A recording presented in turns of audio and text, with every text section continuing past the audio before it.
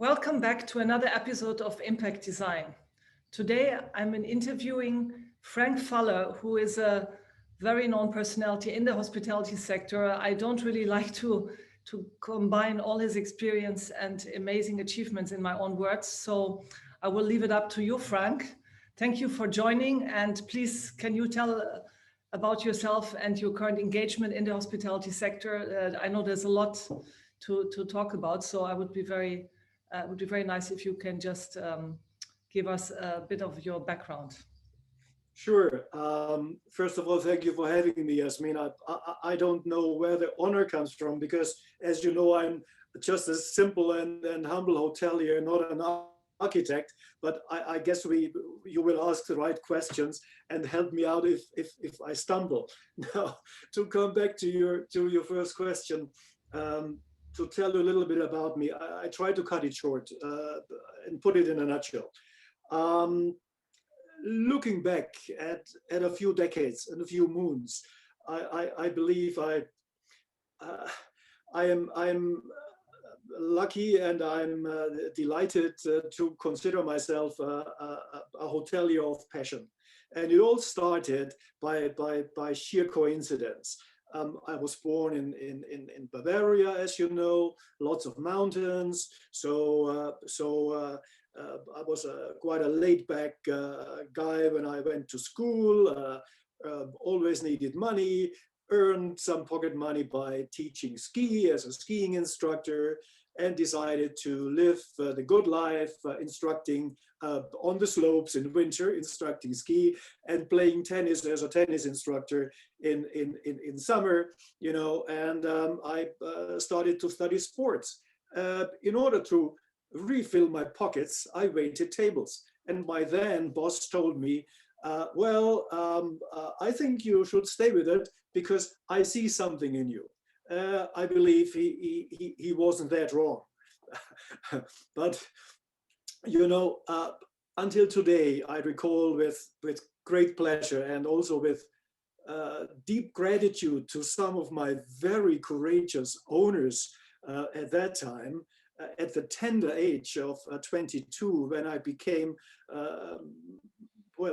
I started my first assignment as a general manager in Kenya, East Africa, out of all places, at the very famous safari hotel, the Blue Marlin. That's where Hemingway wrote his snow book on the book Snows at the Kilimanjaro. Well, that was before my time, of course, right? I mean, I'm not that old. But, you know, this owner was really courageous. He was actually looking for an assistant manager. I was looking for an assistant manager position. Let me correct you. Let me correct myself. And he was looking for a general manager. And I said, well, you know, if you need a general manager, I can do it. And he said, okay, it's your job. The very famous East African safari rally driver, Edgar Herman, was my first owner there. So from then it all happens. 5 years later, I was called by the owners, developers of Forteventura's first 5-star property called the Tres Islas, which I opened as general manager. By then I was 25 years of age, most probably the youngest guy in the business. And then I got a call from the legendary Saul Kersner, my mentor, to come to South Africa and assist him in opening the Sun City property, which didn't happen because somebody else was there before me. But I became managing director of his first 5-star property, the famous Beverly Hills. And then I took over the then leading flagship 5-star super luxury Maharani in Durban, and thereafter the Le Tourskog in Mauritius. So, you know, I never wanted to become I found out then that I didn't want to become a corporate hotelier, and founded my own company called selected hotels promotion. From then until today, I believe we did about 26 properties in about 16 countries all over the world. So that's it in a nutshell. I'm an independent hotelier. I believe small and personal is beautiful. And no, I don't believe in uniformity being it in hotel operations, in concepts, and or in architecture and design. Voila, that's it. Thank you very much. So let me go first to the question about also how we reconnected, because we met a long time ago, as you know, in Las Dunas in Marbella. But you developed Leading Hoteliers, a strategic alliance to which I'm part of, and it would be nice if you could please, in a few words, tell us about it. What drove you to form this alliance, and what's the essence of it? Well, first of all, Yasmin, as you know, Leading Hotelières, very important, female hoteliers, is actually a chapter within Hoteliers Guild. So I have to explain first what Hoteliers Guild stands for. Hoteliers Guild, I found it way back about 15 years ago as what I called then, and what's still valid today, as a private, independent society for discerning hoteliers with a pledge to sustainability. And at that time, if you remember, sustainability and luxury was still considered an oxymoron. It didn't get together. It was something so far apart. And even climate change was merely considered of something for the future. Nobody really was into it, so to speak. So reaching out to some of the most established hoteliers at that time, we created Hoteliers Guild, which today is a private society of about I always kept it below 100 because I didn't want to go out fishing and have just a listing site. All the members, we kept it below 100, as I said before, are really engaged and involved in all the courses which we have created. So now looking at our member roster last year, I thought to myself, gosh, I mean, it really is still a boys' club. We have far too few leading hoteliers. We had then about 5, 6, 7 maybe.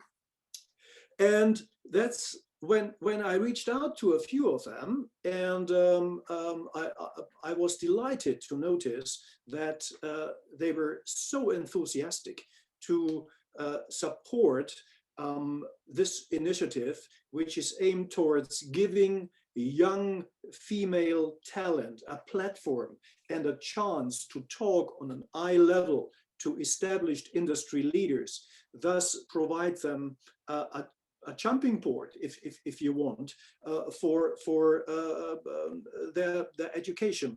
Mentoring comes into play, etc. So with this initiative you are a part of, you are extremely engaged and involved. Thank you for that. Which is only 7 months old. We achieved quite a lot, and as you know, we are presently working on our first academic study, focusing on flexible working hours for female colleagues, together with our wonderful co-chair lady, Professor Dr. So-Won Kim from École Hôtelière, Lausanne. In the chair, we have another fantastic, very involved, very engaged lady, Xenia zu Hohenlohe. And of course, delighted that Lindsay Uberoth, a personal friend, longtime Hoteliers Guild member, accepted to be the co-founder and supports us through the Preferred Hotel Group. Well, thank you very much. That gives a very good explanation about that. And because we both have exchanged a lot of ideas and passion about sustainability, and I almost is almost over talked about, because I think it should be a central point of every development. But just can you tell us a bit more, what do you think is the consideration of sustainability and environmental responsibility within the hospitality industry, and how do you think we can move this more forward as a group? Good question. If you are asking me regarding a possible or potential increase in consideration within our industry, then I must say that yes, there is consideration, but it has somewhat increased over the years, but we still have a long way to go. A long way to go. I should tell you that I'm not considering myself as a militant kind of eco warriors. There are a few who jump the bandwagon and use it as a marketing tool, but we have taken a much softer approach, because we would like to convince our colleagues from the industry, including your colleagues from architecture and design, to work with us, because many people just doing it as a lip service, and greenwashing is out. I mean, what was considered a decade ago, like hanging towels or asking your guests if you can change bed linen every other day, today it's no big deal. I mean, this is really greenwashing. So walking the walk is what one should do. And unfortunately, I must say, there are still so few hotels truly and seriously involved. Many of them still doing the minimum, as I said before. And I would claim that not many hoteliers even know what the 17 global goals to reach net zero carbon emission before we reach 1.5 centigrade, blah, blah, blah. They don't even know what we are talking about, So it's education. And well, let me tell you, I as a matter of fact, I know that quite a few of them are also restricted by corporate governance, by fear of opening themselves up for certain guest complaints because you're not delivering what you promise, or the owner comes and tells you as a general manager, costs too much money, there are budgetary restraints, etc., etc., etc. But we have to come to a point, I believe, where a certain agreed definition of what is luxury sustainability, what do we have to do, is accepted by our industry and simply implemented. Yes, I agree. So what could we do to increase awareness on the importance of sustainability within the hospitality industry? I would like to get your view on it. By the way, yesterday I interviewed Philip Boyan, the wonderful Philip Boyan from the Travel Guide, and he is coming out actually by the end of this month. They're going to have some very interesting standards on sustainability, which will be implemented next year, because we know that the hospitality industry has been battled the last year. But it's nice to see that he's making this, he's acting, he's not just giving lip service, as you just said, but he's really being very proactive. What else do you think can we do to push the awareness and to increase it? That it's not, it's not just the lip service, it's not just the greenwashing, but it's, because I do believe that ultimately it will also result in financial success.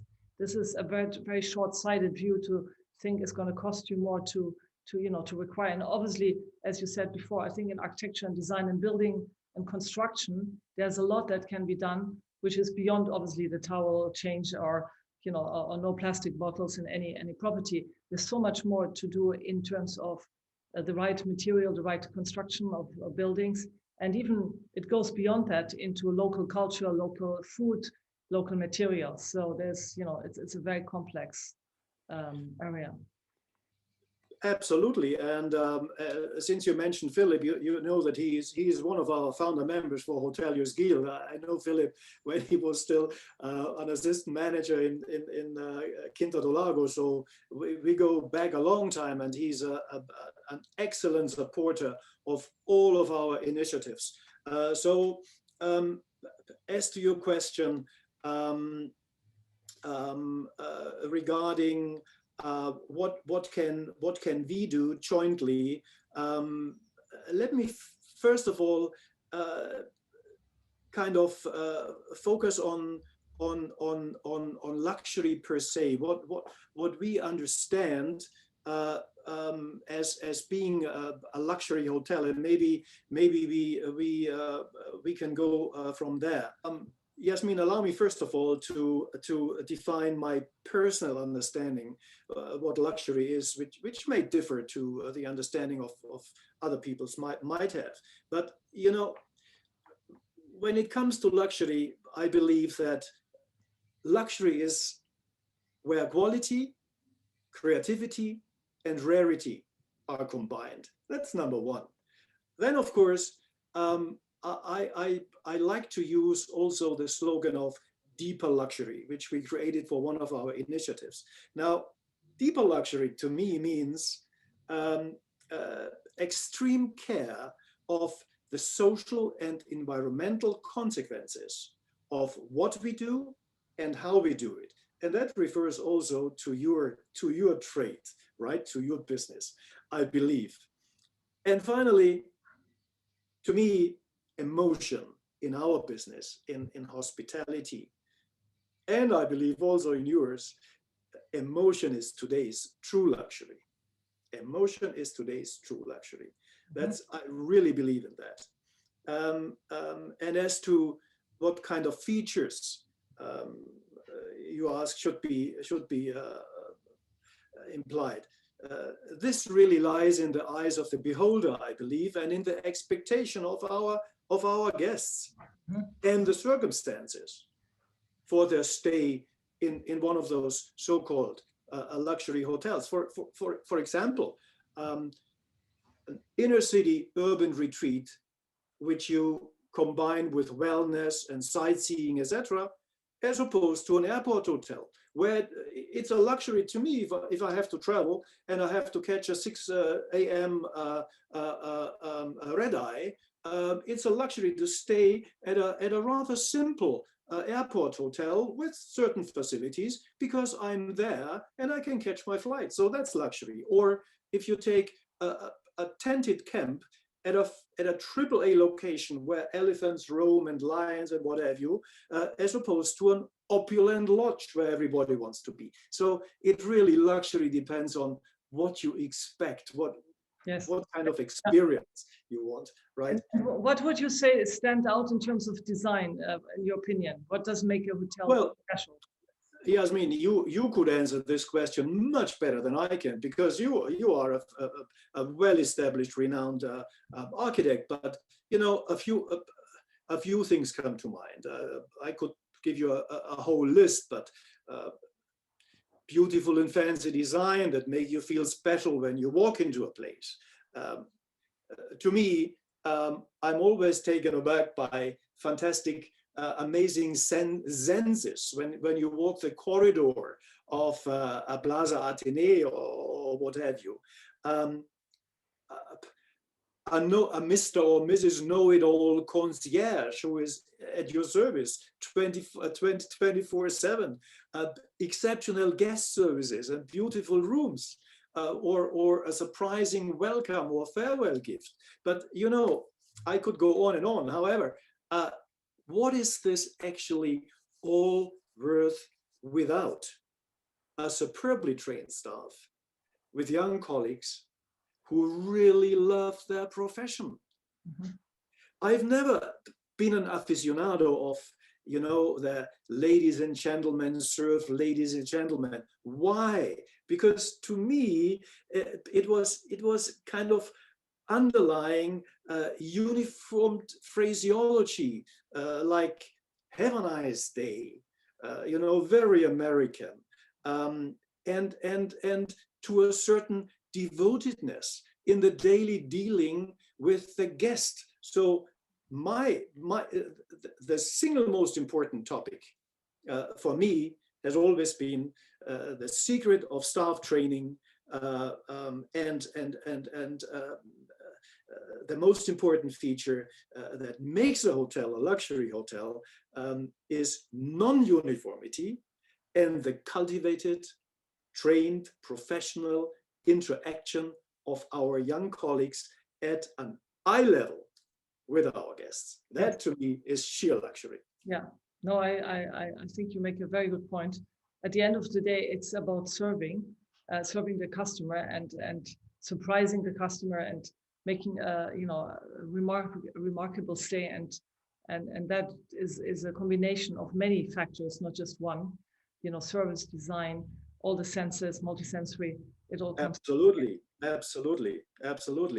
And I said before, I'm not an architect, but thinking back, I always had a very, very strong affinity with you and your colleagues and with chefs. To me, chefs and architects and designers are top artists, creative personalities, and they stand out. Last question that I ask everybody, in your opinion, in what way are you making impact in the design world, and obviously specifically in the hospitality sector? It doesn't need to be just design, but what is the impact you want to have in this industry? The impact I hope I have been making, and I will hopefully make further in years to come, is with the expertise of this fantastic designers and colleagues from the industry, to make a change through what we do. We have established, as you well know, other initiatives with Hoteliers Guild, like Hoteliers for Good, where we have famous industry leaders reaching out during this period of COVID, crazy times, offering pro bono services, expertise, insights to people who are suffering more than we do with closed hotels and businesses all over the place. I'm delighted to be on a pro bono basis, brand ambassador for the Lux Collective and for Element House and for others. Mm-hmm. I pursue with great pleasure opportunities as owners representative for a variety of owners, and drive them into the direction of coming up and implementing sustainable operating principles in existing and sustainable new architectural design in future projects. So yes. As an humble hotelier with a vision and the support of so many wonderful people, I really hope that we are in a position to make a difference. Well, thank you very much. That's a very good ending. That's what we all want to do, with this series, to trigger interest, to kind of make a lot of hoteliers aware where they can start. And it's always good to start in whatever where you start, because it's a long journey, as you said.